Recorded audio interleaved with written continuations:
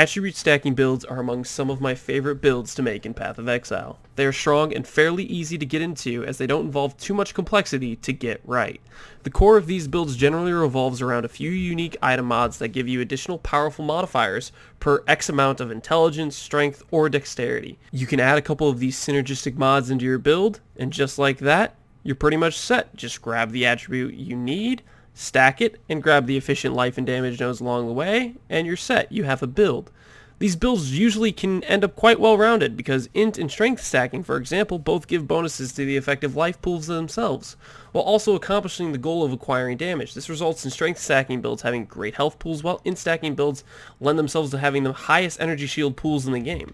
On the other hand, dexterity doesn't need the health because if the enemy is already dead, I chose to make an int stacking Wander Assassin as I hadn't played a Wander all league and I just usually love the playstyle.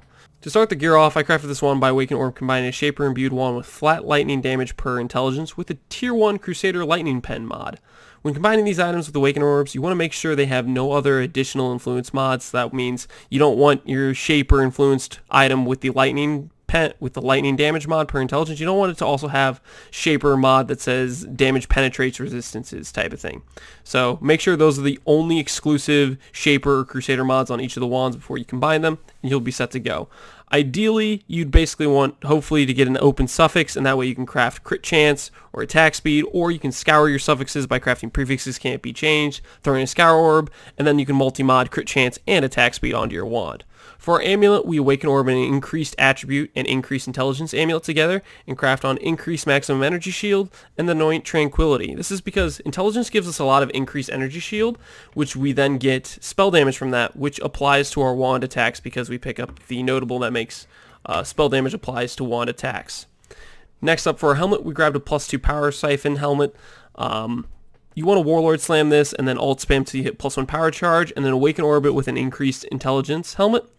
This is one good helmet to craft. Another alternative is to craft an item level 75 to 79 Hubris for good ES and intelligence with an open suffix, which will have a guarantee when you Hunter Slam it to hit increased intelligence on the Hunter Slam, which would be a very high energy shield intelligence helmet right there.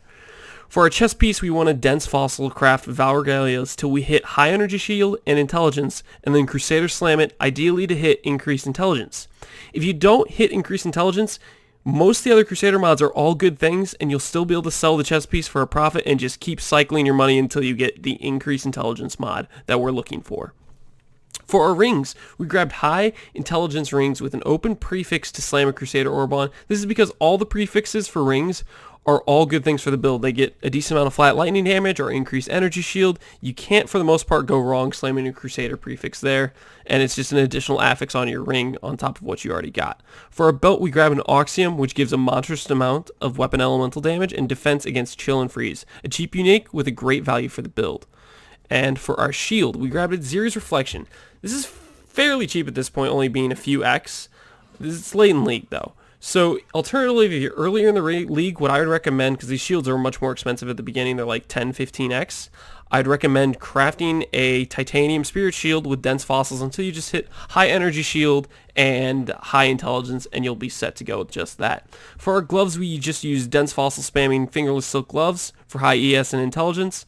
A better version would include a Hunter Intimidate mod perhaps, or some other decent influence mods on there as well, which you could get 5-link gloves to go with your kinetic blast per se. Lastly, for our boots, we spam Shuddering Fossils till we hit Tailwind on some Hunter boots. The 10% action speed from this is great for mapping, and then it's a significant damage boost when we get to boss fights. All good things here. It's hard to avoid this mod when making a build that attacks with hits. I believe that rounds out the gear for the character. I'll head in game to break down the gem links, passive tree, and the flasks. Now that we're in gear, I'm going to quickly go over the gem links, the flasks, and the passive tree, and the Pantheon, and the bandits, and all that stuff. So to start off with, in our helmet, we basically have some auras here. We have Discipline, we have Summon Skitterbots, we have Flesh and Stone, and we have Enlightened Support. Enlightened Support allows us to get all these auras in while having a little bit of extra mana left over to make some attacks. Flesh and Stone basically blinds nearby enemies, makes it so they have basically 50% less chance to hit us. It's a very nice defensive mechanic, while Discipline gives us a lot of flat energy shield. So you'll see we go, without Discipline, we go from 9,000 to 10,000. It's about 1,000 energy shield increase for us. while for summon Skitterbots allows us to shock and chill nearby enemies. It's great for a little bit of damage boost and also slowing down our enemies. So it also has that defensive mechanic to it.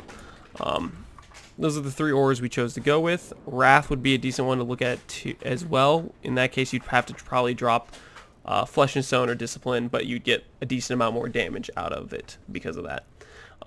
So next up you have our shield and weapon gem setups, and we have War Banner, Precision, and Flame Dash. Precision gives us a ton of extra accuracy, which we need to get a good hit chance on our wand skills. You see we have about 3,700 accuracy. Without Precision, it drops all the way to 2,400, and then we have a 7% less chance to hit enemies. This is super important for crit builds because basically you get your hit checked twice, more or less, on whether or not you crit, and if you have bad accuracy, you also don't crit when you have bad accuracy if you miss. So you definitely want Precision, and you definitely want War Banner, which also gives us increased accuracy. If you can't afford a level 4 Enlighten, you'll have to drop probably War Banner in order to have enough mana to fit it all in. Next up for our Shield Charge setup, we have Shield Charge, Fortify, Faster Attacks. This is just to feel good while mapping. It's a nice little quick little movement skill, and it helps us get around the map. Shield Charge in, get Fortify for extra defensives, and then just start releasing your KBs and your Power Siphons. For our main damage setup, we went ahead and went with a Power Siphon with... We did a level 5 Awakened added lightning damage. If you went the route of going with a Wrath as an aura, I probably wouldn't recommend this, and I would recommend something else like Inspiration or some other good elemental damage support like Hypothermia if you're using Skitterbots. Next up we have damage on full life. As we're CI, we're always full life, so this is great damage support. We then have Awakened elemental damage support and Awakened Ellie focus, as well as Barrage support. Barrage support is pretty much always the play with any projectile skill that has extra projectiles like Barrage, like Power Siphon, like Split Arrow. And so that rounds out our damage setup. Blood Rage, we use this basically to give us more attack speed while mapping and to give us frenzy charges when we kill enemies to make our mapping just more fun and faster. Then we have a cast on damage taken set up with Wave of Conviction and Immortal Call. This is so that we lower enemies' resistances. When they hurt us, we hit Wave of Conviction on them, and that inflicts exposure, taking away 25 of their lightning res, while Immortal Call gives us some extra defenses. Then we have our clear setup, which is just Kinetic Blast, linked to GMP, linked to Pierce, linked to elemental damage with attacks. This is our feels good, goes around mapping, looks pretty, and then clears the screen, hits everything type of setup. Now for our flasks. We have a Diamond Flask, we have a Wise Oak, we have a Cinder Swallow with crit chance, and we have a Bottle of Faith, as well as a Quicksilver.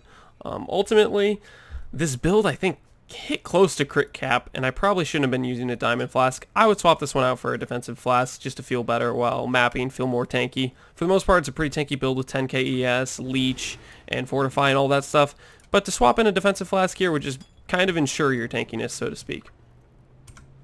Now, for the passive tree.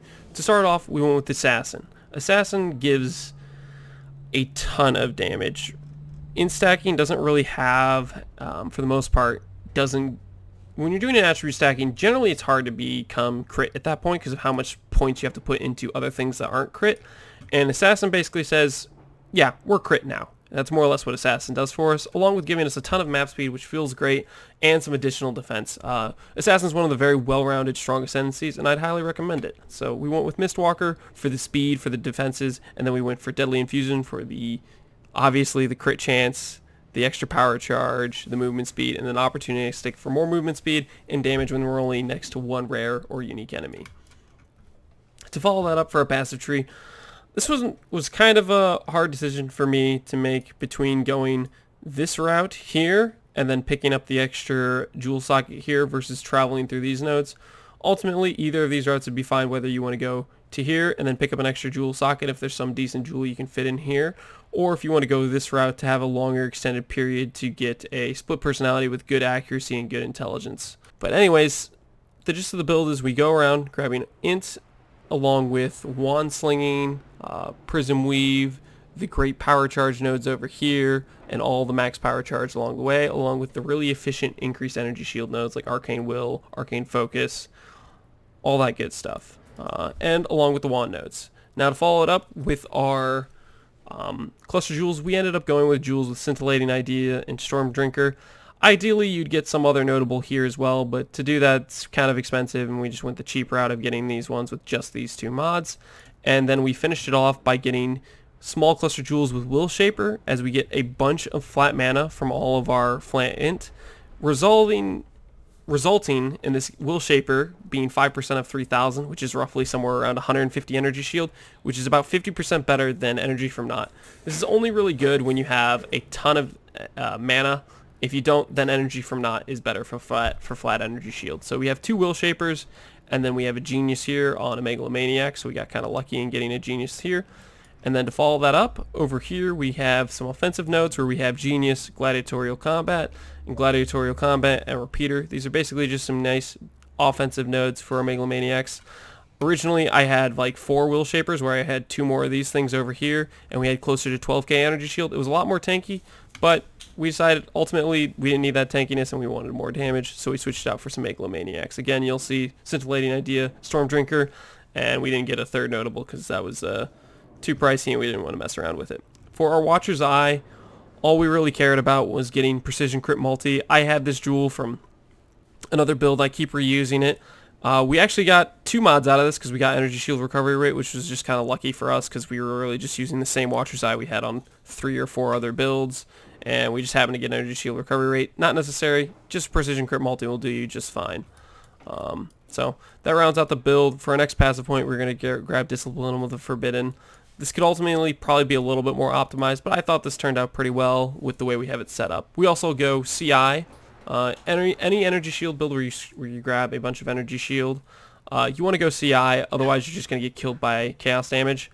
And it makes you feel a lot more tanky because all these chaos sources that would normally kill a lot of life builds don't hurt you at all. And then we went Gross Reaver because we have a lot of leech in various places, which gives us some pretty good sustain when we're fighting bosses.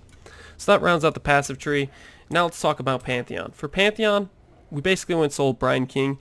As a CI build, we didn't have great stun immunity, and we could get stun locked really easy as stuns were based on our life pool, not our energy shield pool. This basically makes it so we can't get stun locked, and we feel fine while mapping. Occasionally you will get stunned in here and there. Feels a little bit bad, but for the most part, this covers your stun immunity for getting stun locked. And then we also went with Soul Garukhan. I forgot to get the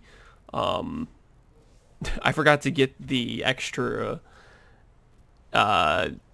minor nodes of these because we were going to go with Soul Garukhan so we could have evasion and some extra movement speed while we're mapping, and we were going to get basically reduced effective chill and make it so we can't be frozen if you've been frozen recently. Some more defensive attributes, but I forgot to get them.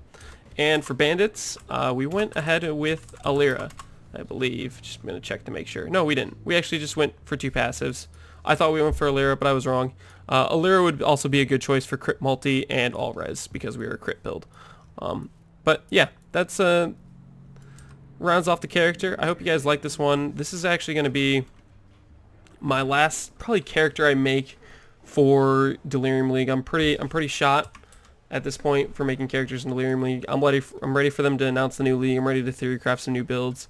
From now on, I'll probably just try to make some, I guess, more videos that I find interesting to me or I think will be informative to you guys. And I hope you guys like them. But until they start announcing stuff for the new Delirium League, I probably won't be theory crafting new builds or whatnot, and I'll get more into new builds and maybe even a league starter when they do release that information to us. So I hope you guys like this one. Hope you maybe find it somewhat fun to build around or work with in some way, and y'all have a good one.